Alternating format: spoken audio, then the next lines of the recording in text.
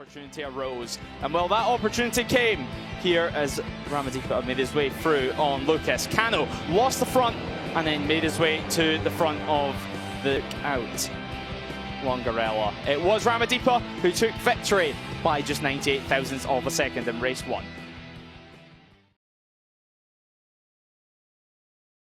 Cloud in the sky is exactly the conditions everyone would have wanted when they come here. Obviously, race 2 will be different for him and for everyone on the grid as we see the race 1 winner. Yeah, the race 1 winner, Ramadhipa now. 1 win, 2 podiums, 3rd in the championship now. 3rd in the championship. Ramadhipa starts from P2. That's your race 1 winner and your championship leader. What can he do? The red lights are on. And we go racing for race 2 of ETC, and straight away the 81 of Gambarini trying to get a good start, but it is going to be Ramadhipa side by side with Basah at turn 1. The 69 into just at a 1-digit number. It's 6 points in the lead of the championship is the 45, but now we come down to turn 5 for the first time of asking. Moves will be made. That is a guarantee. Hopefully none of the drama last time out.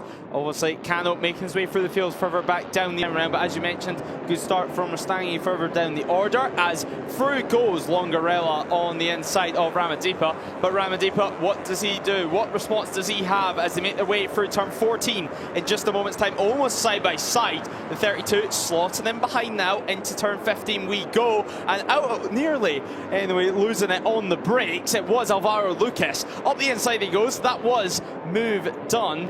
It looked like it was going to be a near collision, or at least a near off from Alvaro Lucas, but he's kept everything under control and now into the podium battle. And chasing down Alex Longarella straight away, although he does still have to defend from the number 32 he just passed. Positions he's made up, so a good start inside the point scoring positions already. Of course, as we mentioned, starting from P27 on the grid, loads of ground to make up. But Ramadhipa, your race 1 winner, sits in P4 at the moment. Now, what we see in race 1 from Ramadhipa was quite impressive. He sat quite comfortably in that lead group, not making any silly moves until it was really time to attack, and that's when he made the moves count. He did. He timed his attacks to perfection in race 1. Just on Cano, one of the issues he's going to have is there is already a big gap forward. As we do have a rider down, actually. Sorry about that, Jack. But yeah, rider down on the exit of turn 5, a high side.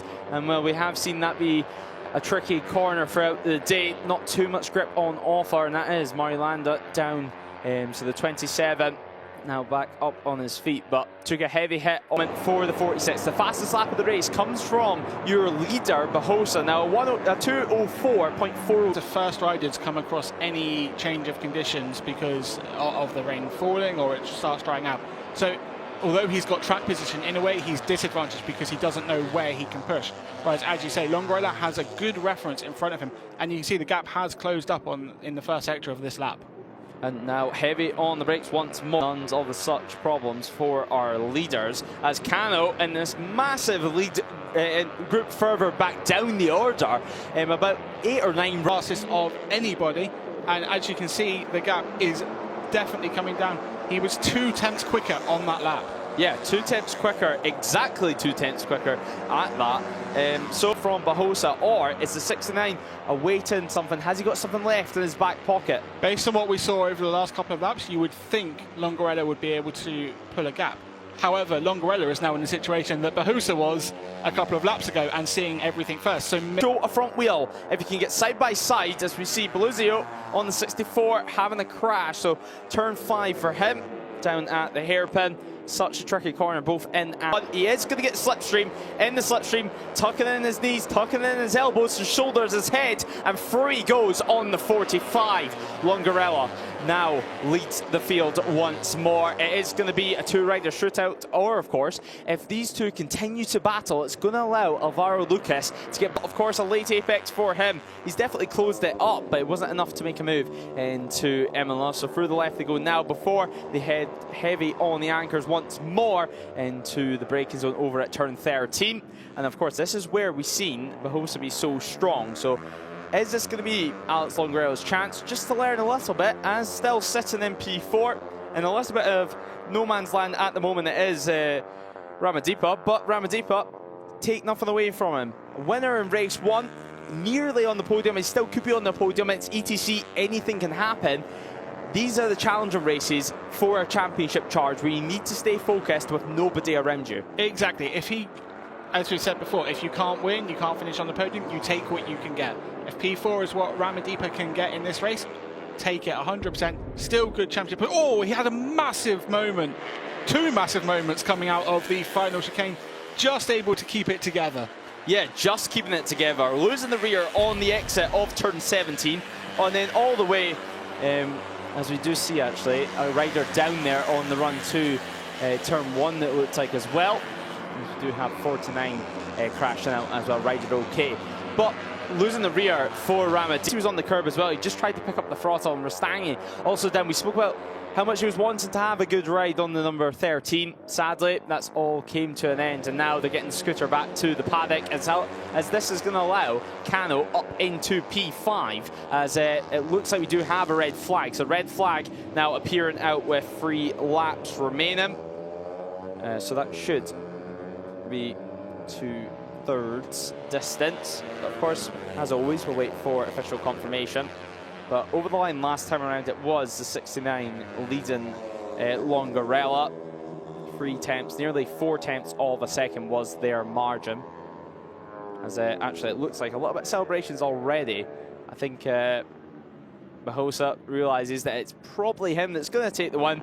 And Longarella says he doesn't know. And that's just in the hope that he does manage to win on counting back, but I think it will be, as there was a crash once more from the 49, and then we had the 13 as well having a crash at turn 17 just on the exit as he cracked open the power. As we've seen tricky conditions out. Looking at the race 2 results this time around, it is going to be Fernando Bahosa who took victory by nearly 4 tenths of a second over Alex Longarella. Alvaro Lucas takes P3 with Ramadhipa, Rostanghi in P4 and 5, as Carlos Cano finished in P6 with Travis Borg in CV and TF finishing in P9. Now, of course, fighting his way from the back of the field, but a close field at the front of the race. Battles all the way down as well. Typical European Talent Cup action all the way throughout. Of course, we did have a few riders crashing out, including Beluzio Sanchez, Mario Landa as well. But that will bring an end to the ETC action, with Alex Longarella leaving the weekend with a 10-point advantage over Alvaro Lucas. Bahosa up into P3 now for him, ahead of Ramadhipa, who now drops to P4. Carlos Cano remains P5, 32 points though he has to bridge, with Gutierrez, Carpuchin, Borg and Kratoville in P9. Travis Borg, another gainer. Izan Rodriguez now dropping back down to P10. Obviously, Gabarini, pole sitter, more points on the board. Another top 10 finish for the Italian. Now up to P11 ahead of the TV. Mario Landa as well, dropping back down to P13 in standings following his crash. And Rostanghi up into P19. So 10 spots made in the championship order this time around. 13 points in total so far in 2025 for the Frenchman. But another unforgettable race too. And a difficult weekend for the ETC riders as well. That will bring an end to their action. Alex Longarella did take victory, and well, he ends race 2 as the winner.